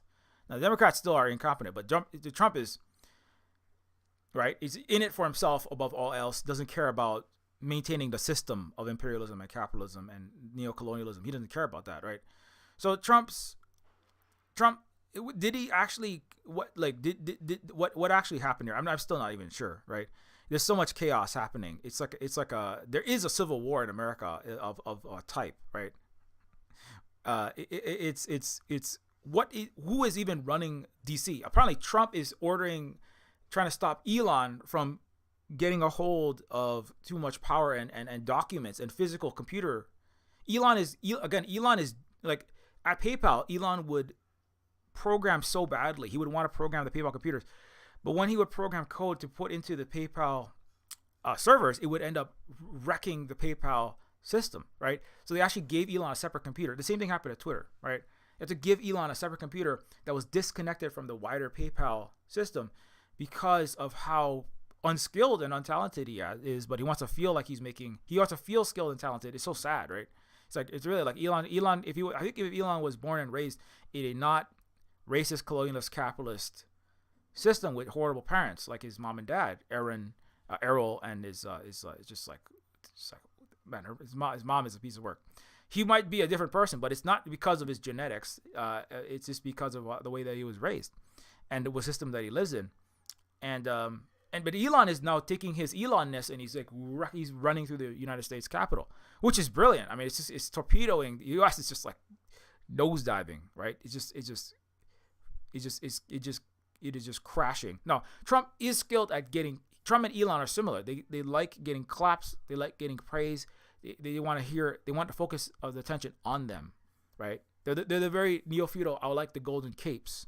I want the crown, right? They're not the suit shadow feudal, right? The shadow feudal that replaced the feudal after the French Revolution, right? Just wear a nice suit, wear a very solemn Don't flaunt your wealth. Just have a suit. Have a basic. Everyone, we all have the same black suit. We're not. Nobody has golden, purple, ermine, $100 million capes and crowns. We just have very simple black suits. That's what the suit was. The suit was to a attempt by the rulers of Europe to not get their heads cut off. Right. Similar. The suit was a stylistic change similar to the New Deal. It was an attempt to keep oligarchic, billionaire, dynastic wealth in power in their hands by making some concessions. We won't walk around with the cape and the crown. We won't just order people's heads cut off because now they're cutting our heads off, right? So we'll have democracy. We'll have capitalism. It's just such a different system in which, the same group of people who have all the money control everything, but they just don't wear crowns. The same families that have all the money, the same oligarchic dynasties, the same Windsors, we all have all the money. We just don't wear crowns anymore. It's very different though. Please calm down, right? So actually the New Deal and this transition from feudalism to capitalism, it's less infuriating, right? When you see people in suits, it's not as infuriating as seeing somebody with like literal like gold decked out everywhere on their body, right? It's less infuriating. People are less likely to want to come and like Luigi Mangione you, right? So, but Trump and Elon don't care about that as much. They're like, Trump and Elon don't come out wearing crowns and stuff, but it's not really in the fashion yet. I feel like given a little bit more time, Trump and Elon might start wearing crowns. Peter Thiel and Elon and Trump might start wearing crowns, and that will be really great because then the stability of the United States empire will increase vastly. I think that Elon and Trump and Peter Thiel might be that stupid. They might be that stupid. Even as emergency responders were working to recover remains. Hey, so who actually fired? Who actually fired this person? Right? He fired heads of the Transportation Security Administration. This is all part of the DOGE thing, right? The Department of Governmental Efficiency program. That's about getting rid of the inefficient spending. Like the United States government it's kind of like, well, U.S. government, it is inefficient. The U.S. government is horrible. But the people that is being fired by the current administration is like a lot of the actual people that you need to be in place. Like you need people to actually make sure that the transportation is secure. You have to make sure the aircrafts are properly flying. If they said actually Trump was going to cut a bunch of the military programs, but he was going to cut a lot of the women and the people of color. But what happened was the white man generals had to actually tell Trump, if you fire all these women and these people of color, they do a lot of the core essential work in the U.S. military, in the U.S. government, in the flight administration, in the transport, in all our U.S. government departments. The ones you really need are actually mostly women and people of color, right? Trump should have known that. He hired a woman to build his buildings because he said, and I quote, women have to be multiple times better than men because it's a man's world. So Trump intuitively knows that, right? But I mean, so I don't. Part of it is Trump is, he's not just him. It's this whole team around him that want to do full austerity. They want to treat America like it's Chile. They want to treat America. Rubio and the Cruzes. These people. These are like South American wannabe. They like wannabe slave owners in Cuba. And they're like Jair Bolsonaro. They're like South American dictator wannabes. They're like Javier Milei with a chainsaw in America. They want to bring that kind of thing about. But the thing is, like, it's one thing to build a banana republic, horrible colonial fruit dictatorship in South America. It's another thing to chop the empire. The seat of empire is a little bit different, right? You can't, if you just chop everything in the U.S. empire, a lot of that is like what actually maintains the planetary hegemonic system. If you chop all of that up, I mean, it's good. They should chop the U.S. empire, should be slashed to pieces. And then that's what's happening is the Trump administration and his Department of Government Efficiency and all these clowns. It's just this tech bro, South American dictator, and a right-wing racist clown show that is obsessed with deporting people, making it seem like we're gonna make America white again. You're gonna quote unquote get rid of DEI. All the DEI hires are rich white guys. You're the most incompetent people. all the competent people are women. But by firing a bunch of these, it's not good. I'm not saying it's not. None of this is really good to say, oh my gosh, women and people of color are being fired from all these posts. That's not good. But it's kind of like, what if you do that, then America's military and government and its aircraft flight systems is all going to break. So it's sad for those women and people of color are going to lose those jobs. Hey, women and people of color and queer people working for the United States genocidal, imperialist, planetary world destroyer, stop working for it. Maybe just like don't work for it. Like, like build dual power structures, socialist, communist movements, and support indigenous people and your own people. Don't work for the U.S. government. I mean, it's not like, just in general. Definitely not the U.S. military. What are you doing in there, right? So it's kind of like, I feel bad that people are losing their jobs there and they're gonna have a hard time paying their bills and stuff. But again, right? Why do you want to be a stormtrooper for the Empire with spreadsheet characteristics, with drone piloting characteristics, whatever kind? I mean, it's in the longer in the. I know that the Republican administration is not doing this for the good reasons. They're doing it for racist reasons. They're doing it to show to racist and sexist DEI brainwashed people that are brainwashed by this anti-woke, anti-DEI crap. To win applause and popularity from them as popularity contest winners that Trump and his friends are. They're not doing it for good reasons, but I mean, the end result is the destruction of the U.S. empire, which is an accidentally good result. I mean, it's just like the first Trump administration doing all these things for bad reasons that end up being in the long run good for the whole world. Everybody getting fired from the United States TSA and the U.S. military and all these places, build a new life. If you're not gonna build, if you don't have the stones, if you don't have the stones. Let's say if you don't have the courage, if you don't have what it takes to build a real change in America, then you go to China. Go somewhere else. Don't go get another job. Right, being a corporate, government, or nonprofit tool of the planetary oligarchic empire, right? Don't do that. Just go somewhere else. If you cannot handle, right, you just go somewhere else, because nothing is good. Don't just sit around and cry in your soup and then go work for a military contractor, which is what some people are probably going to do, right? This is the thing with the anti-woke. I brought this up with the Vivek Ramaswamy video, right? It's true. Like, there has been a lot of anti-intellectual, there's a lot of immigrants, non-white, non-straight guys, right, that have had to work really hard. And they were called weird nerds, and they had racist epithets thrown at them. The Chinese, they get xenophobic things thrown at them, even though it's Chinese AI programmers in America versus Chinese AI programmers in China. That's what the DeepSeek is right now. Everybody can see that, right? Right.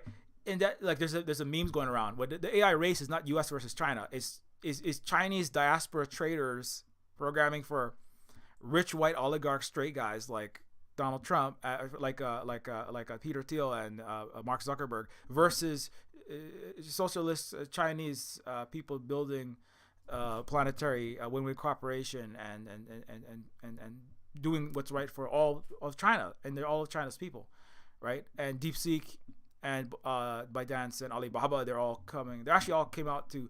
There was a U.S. cyber attack, Western cyber attack, that was as much traffic as all of Europe on DeepSeek, and it has now failed. And but actually, all the Chinese companies and other Chinese companies, even Alibaba and Tencent and ByteDance, they all came and supported, and they basically they were like a great wall. They were like a great digital wall that blockaded out the Western attacks against DeepSeek. Not that was going to succeed in the long run. I mean, because DeepSeek was a small company, but it was interesting. It was a difference in the Chinese system, right? Where they're well, number one, open source, as we talked about last week. DeepSeek is open source. It's free to use. It doesn't have oligarchic. It doesn't have a billionaire oligarch making money, trying to build a giant moat around its digital intellectual property, and it's a whole other host of things. I talked a lot about DeepSeek yesterday, but But but it's true that like there's an American who said today, he's a Wall Street Journal writer and a Wall Street Journal and also a Heritage Foundation, which is not a very good place, conservative think tank, right? That the Democrats also take policy straight out of, because there's only one party in the United States. But this Heritage Foundation Wall Street Journal alumnus, he said, America needs to focus. Actually, I want to jump to that because this is actually directly relevant. He said America needs to focus on STEM, right? China graduates 5 times more STEM students annually compared to the United States. While the left pushes for diversity in academia, we should prioritize math and science programs to remain competitive. Now, the hilarious thing is that Stephen Moore, right? Stephen Moore, he is the diversity hire, right? He is the DEI. Stephen Moore is a white straight guy who works for the Wall Street Journal, probably makes mountains of money doing work for them and the Heritage Foundation and other kakistocratic organizations like that. And he himself failed like 5th grade math class, okay? Because I have here at the Silver Spoon Cooperative, I actually am a math teacher. I teach STEM. I taught STEM. I still teach it. And Steven, 0.5. I don't know. Do you know how to read graphs, Steven? Like Steven, like who failed you? Who failed you in math in school? Because like 0.5, right? See, in China, this would never happen because they do. One thing is not wrong is that China does have better education just as a whole, period, and their culture is stronger at making sure that education is everyone is getting as educated as possible and properly educated. Because look at the Steven 0.5, right? Compared to 4.5, U.S. has 0.5 graduates in STEM. Graduates in STEM is 0.5 millions, right? 500,000. China has 4.5, a little bit over 4.5, right? So Steven, that's 0.5 to 4.5. That's a difference that's 9 times more STEM students that China has. It's over 9 times more students that China has, right? If it's 0.5 versus about 4.6, 4.7. So, Steven, you failed at math. You failed at 5th grade math. I give you an F. Steven, the diversity hire. Anyway, yeah. So it's really sad. I mean, and now it's true that U.S. should focus on. It should have more science, tech, and engineering and math graduates, and that would be great. While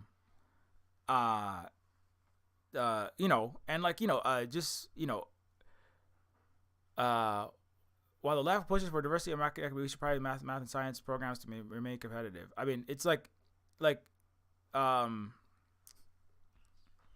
the U.S. has diversity. It has a lot of different types of different people from different places, of different colors, of different shades. It's already a diverse place. So pushing for diversity, is like you don't need to push for diversity. It simply is that, right? It just is that. And then number 2, like I also want to say something. U.S. academia doesn't need any more academicians, really, right? It's kind of like the U.S. government thing, right? If the United States didn't do any more STEM, if the United States, this is the thing, the United States, I actually feel like the United States doesn't care about STEM. The United States, some of the people want STEM. The United States doesn't care about STEM because the United States plan is to have China and India mostly China, educate people, and America will steal their people. They literally said they were going to do that as well, by the way. That was one of my Shaolin Shoe posts. I don't know if it was let through yet. Let me just jump to that one. The United States said it's going to steal, right, China's best AI talent to keep pace. Talks of luring engineers follow mainland startup DeepSeek's emergence and ensuring shock felt by American tech firms. To achieve that, students from the mainland would need to feel safe in America, adding, "We can beat Beijing at making Chinese scientists feel safe." Now, this is what the U.S. really wants to do. The U.S. doesn't care about American citizens. The U.S. doesn't raise Americans to be educated. The U.S. education system is absolutely catastrophically broken. The COVID broke everything even more. It broke everyone's brain, broke children's brains. America let it happen, encouraged it as part of biological warfare on the whole planet Earth for eugenicist purposes. There is no hope really for America ever getting properly educated under its current structure, because it has no interest in educating Americans. Its goal, it's not like this is what America has been doing. It's what America has been doing. It goes to China. You can see it on Red Note. There's Chinese that are brainwashed in the cities that America is the best place ever. Many of them got human trafficked over there. I told the Chinese, don't come to America. It's not the best place ever. That's why it's actually Red Note is great, because it's going to stop America from getting the best scientists in the world. Many more thousands or millions of scientists and engineers and the top talent are not going to come to America. They're not going to come to America because Americans are going into the Chinese social media by the millions, and they're telling the Chinese, this country is the worst possible place you could be. Why would you ever want? Of all the developed countries, America is absolutely the worst. The healthcare, the Chinese don't. A lot of them, some of them, but many of them are propagandized, especially the ones in the cities, the ones that are slightly more well off, and the young ones. The U.S. has entire programs to go into, and actually like USAID, NED, these are some of these programs that Trump is cutting, paradoxically. It's so hilarious. It's an actually beautiful thing. USAID and NED are being, NED should get on a chopping block. Trump, Comrade Trump, please cut the NED and U.S. imperial soft power and narrative power and the CIA. That would be beautiful, man. Just like cut that. Just cut that. It's so amazing. But what they would do is they'll go into China and they'll get Chinese, the most successful. They say, in America, you can make $1 million. Every American makes $1 million. In America, everyone vacations half the year. In America, like there's Disneyland. Everyone's going to Disneyland all the time. America is the best place ever. Everyone in China, all the smart people in China, you all want to come to America. And they have to do that. That's why all the AI team is Chinese. All the AI team is Chinese. U.S. AI.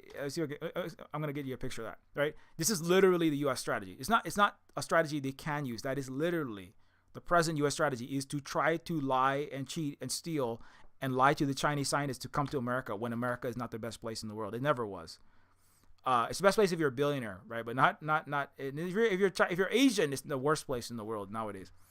Let's see. I know I'm gonna find it. It's gonna be the number one meme. I'm sure of it. Where is the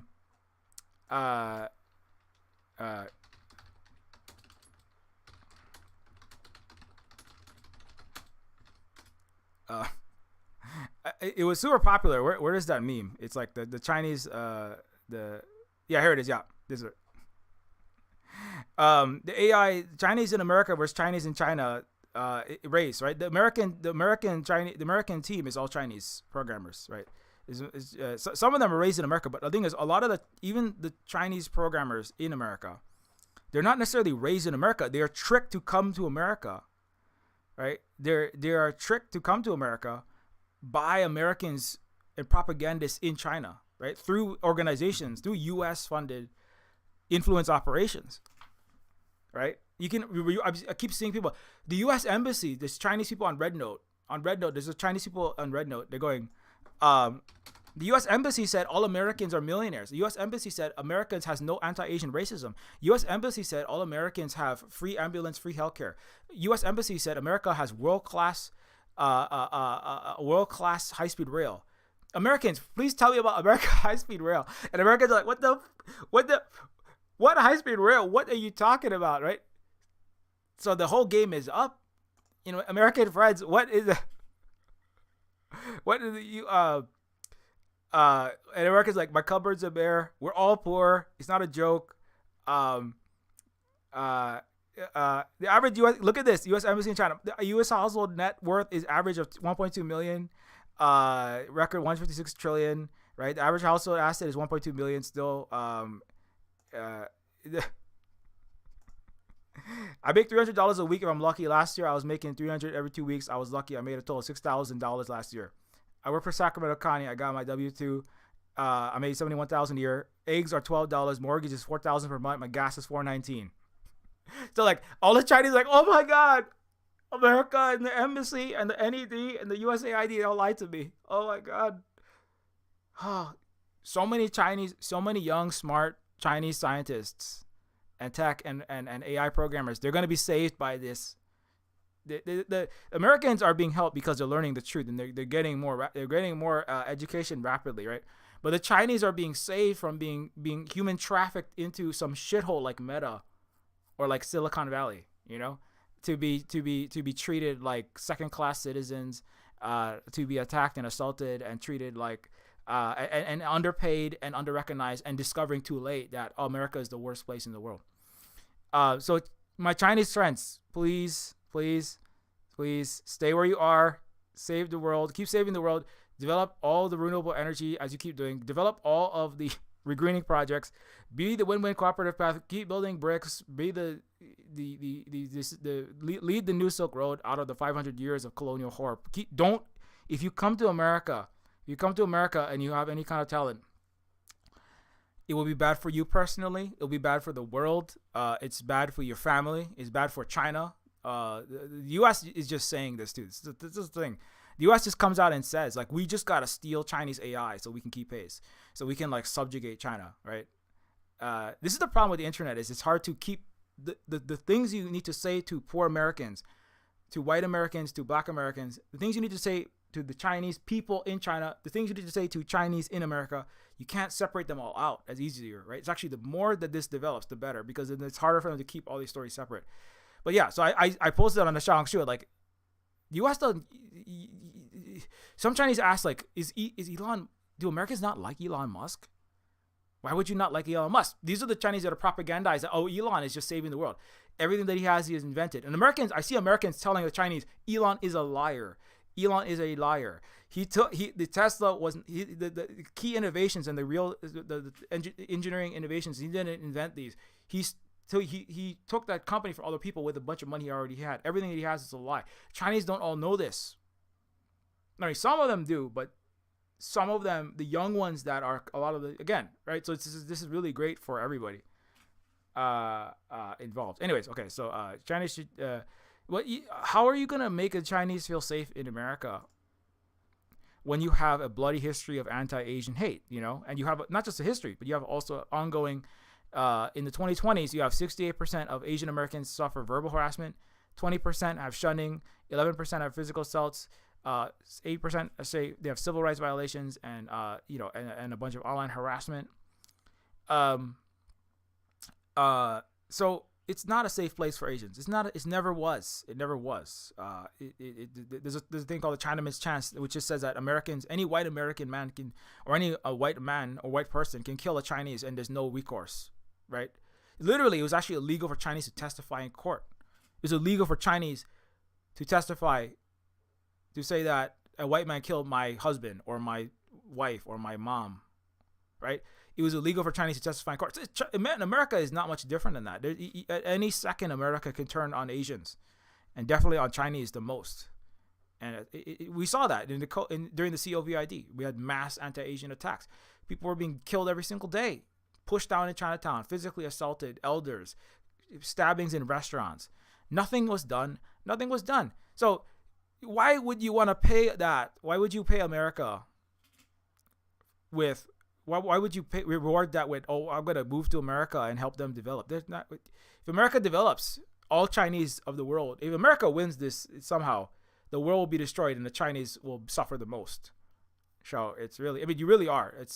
Many Chinese regard that way. If you go to America and you work for them, you are a traitor. And you should be regarded as one, because you can maybe if you get very lucky, right, you make a bunch of money for yourself, but the reality is you probably will not.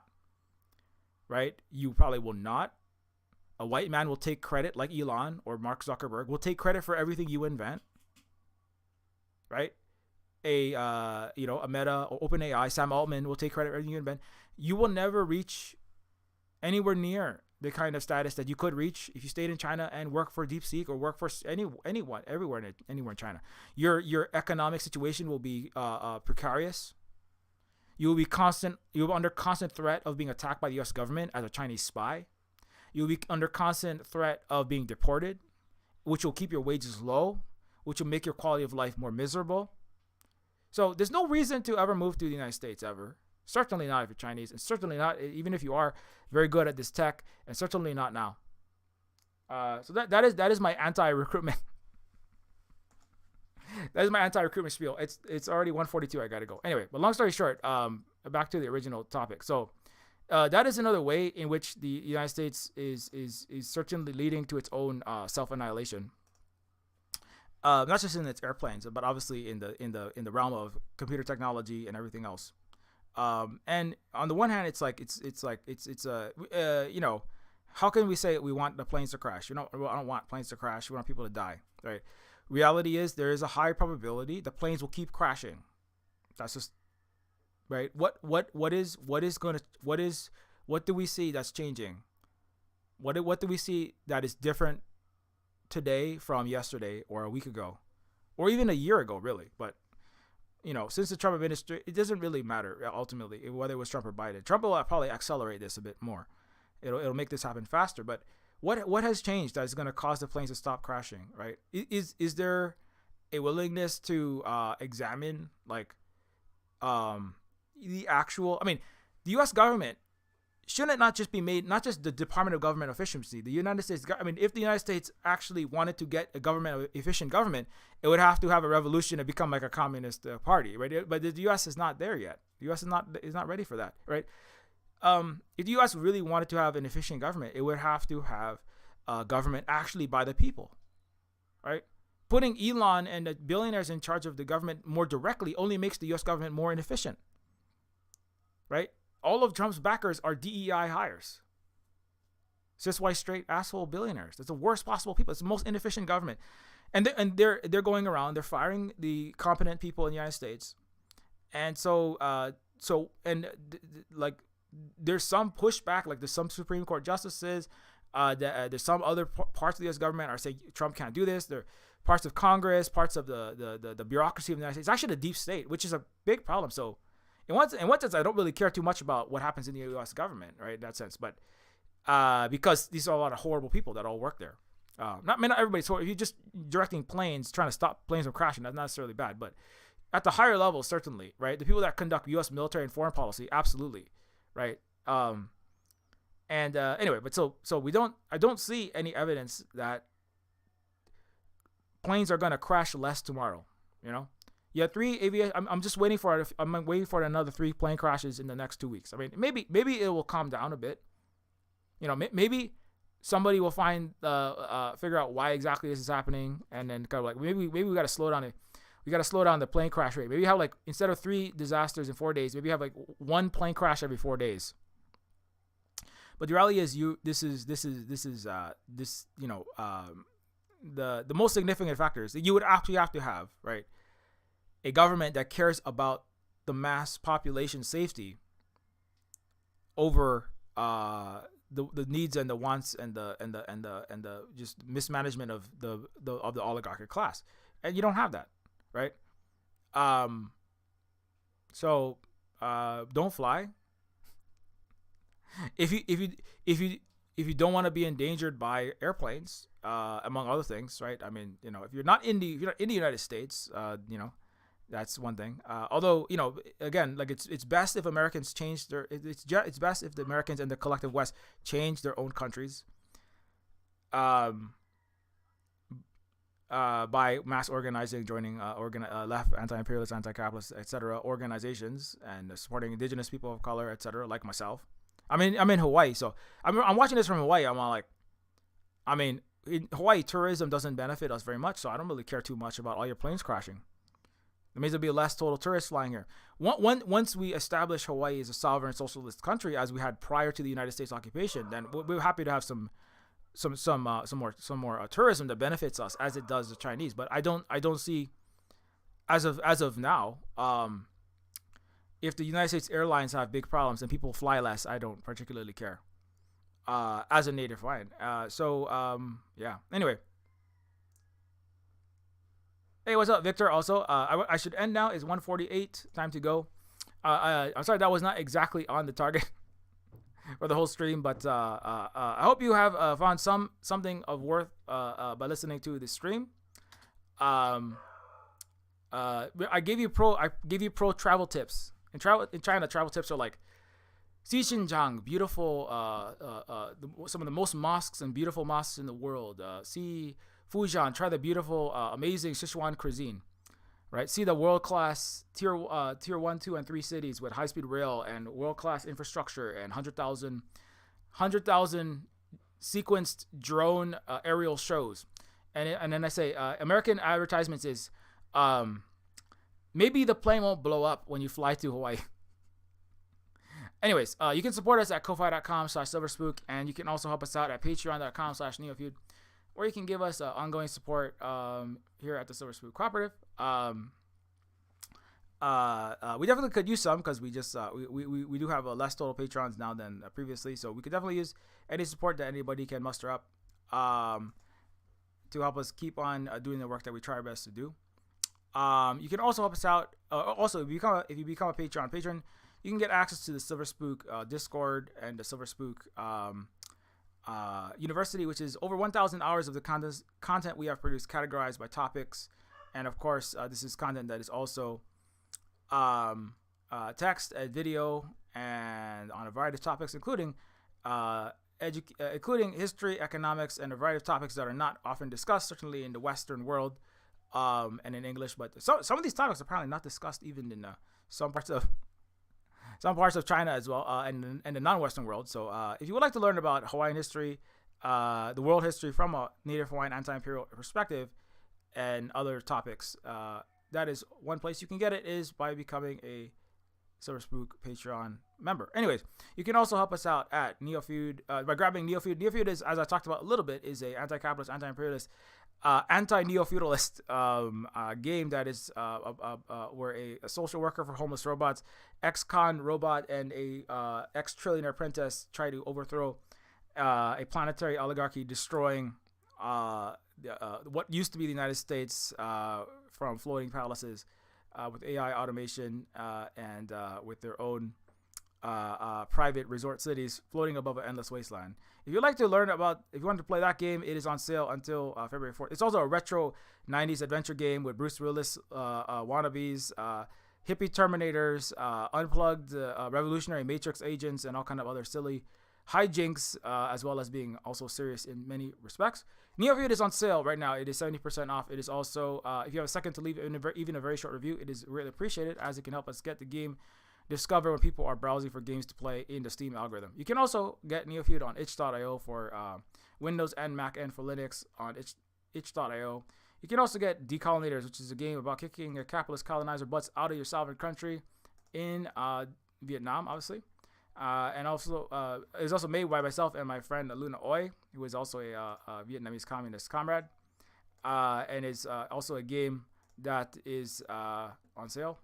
And there's also several other games, and Woman is a book by Holly, who was raised in right-wing evangelical Christianity, which critiques that world of right-wing evangelical Christianity in the story of Mary within the Bible from Mary's perspective.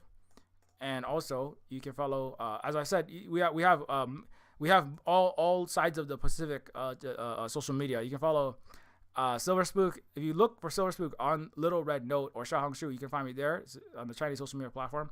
You can also find me on Mastodon and at Silver Spook Games at mastodon.social and at Silver Spook Games at wandering.shop. And we're also on, we're on so many. I don't have time to go through all of them, but we're also on Twitter and also on Blue Sky. And at Silver Spook Guy on Twitter. And of course, you can also follow Holly at Allergic to Blue. Holly is, of course, married to myself and is a great moderator here. Helps me raise two Native Hawaiian future leaders in Hawaii. And also, don't forget to mask up, because guess what? We're still in a ongoing with multiple viruses that are currently causing massive harm to many people around the world. So please keep doing that. Thank you to all of our Patreon patrons.